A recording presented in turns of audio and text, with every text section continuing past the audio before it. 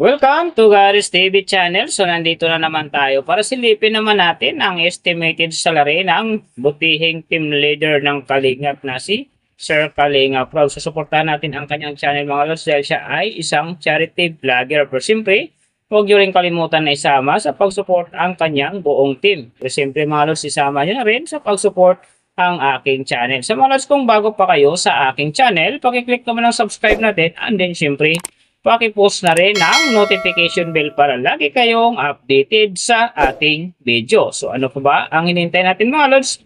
Let's go!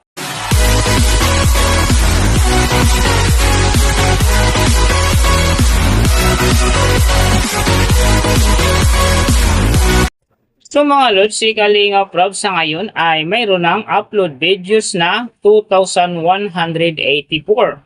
And then, mayroon na rin siyang subscriber na 3.18M.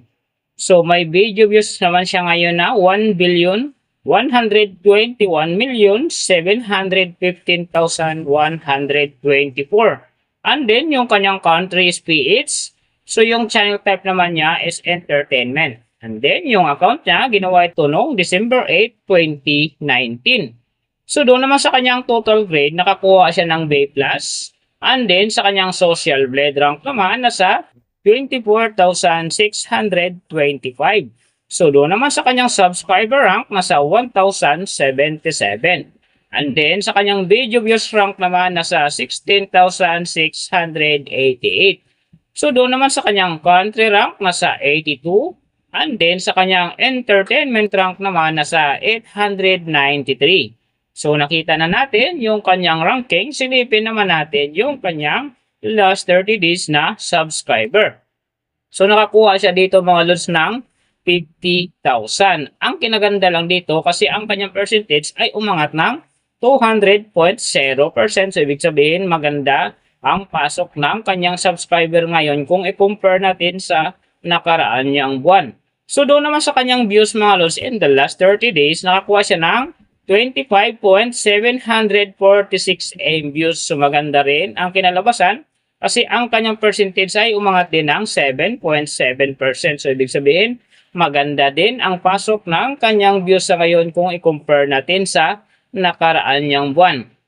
So nakita na natin yung kanyang ranking, last 30 days subscriber, and din yung kanyang views. Silipin naman natin yung kanyang daily summary from subscriber, views, and then yung kanyang earning. So sa kanyang subscriber mga lods, may dalawang araw akong nakita rito na umangat ng tig 10K.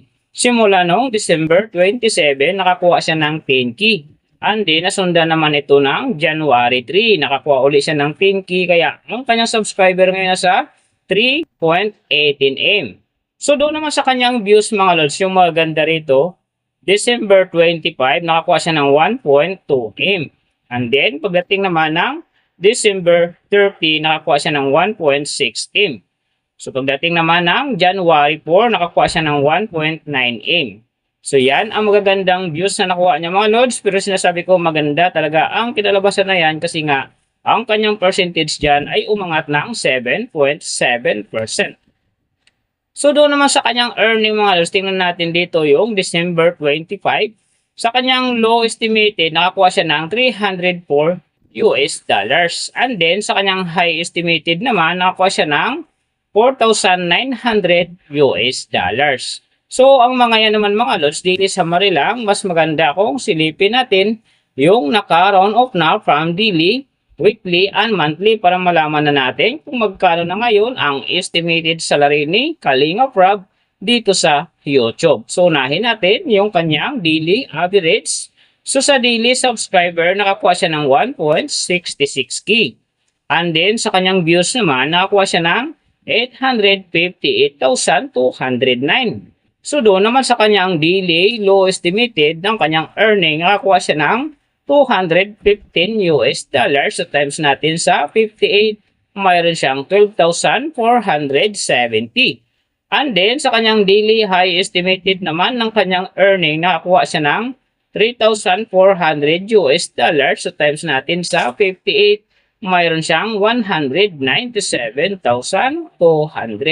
So, yan mga lods, ang kanyang daily average. So, pupunta naman tayo sa kanyang weekly average. So sa weekly subscriber, nakakuha siya ng 11.6K. And then sa kanyang views naman, nakakuha siya ng 6,007,463. So doon naman sa kanyang weekly low estimated ng kanyang earning, nakakuha siya ng $1,500.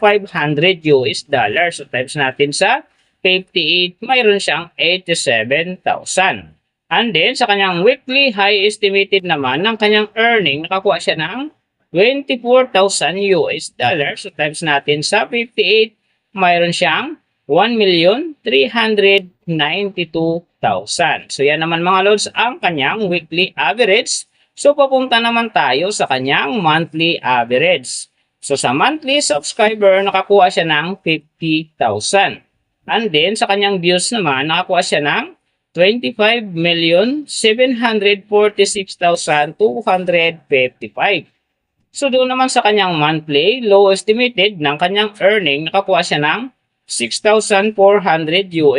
So times natin sa 58, mayroon siyang 371,200. And then sa kanyang monthly high estimated naman ng kanyang earning, nakakuha siya ng $103,000.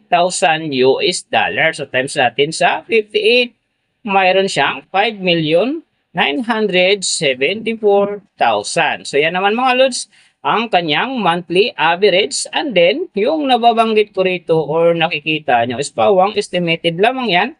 Nakabis lang tayo sa Social Blade website. Isang public website yan na kahit sino pwedeng mag-open para malaman kung magkano na ang estimated salary ng ating mga iniidolong YouTuber, vlogger, or influencer. And then mga lods, like kong sinasabi na lagi natutupad dyan yung low estimated kasi nga hindi talaga natin kayang i-demand sa ating mga viewers na huwag mag-skip ng ads. Pero pwede pa rin naman yan maging times 2, times 3, or maging times 4 pa yan kapag ang isang vlogger nakapagpa-viral ng kanyang video. Pero siyempre mga lods, kung supporter ka ni Kalingap Rob or isa kang Kalingap fanatic, huwag ka nang mag-skip ng ads dahil big help yan sa kanyang channel. And then siyempre sa mga kababayan natin na kanyang tinutulungan dahil siya ay isang charity vlogger. Pero siyempre mga lods, huwag nyo rin kalimutan na huwag na rin skip ang aking ads dahil big help din yan sa aking channel at din siyempre sa aking mga personal na hadikain. Sa mga lods, kung nagustuhan nyo ang video na to, pag-click naman ang subscribe natin and then siyempre, paki-post na rin ang notification bell para lagi kayong updated sa ating video.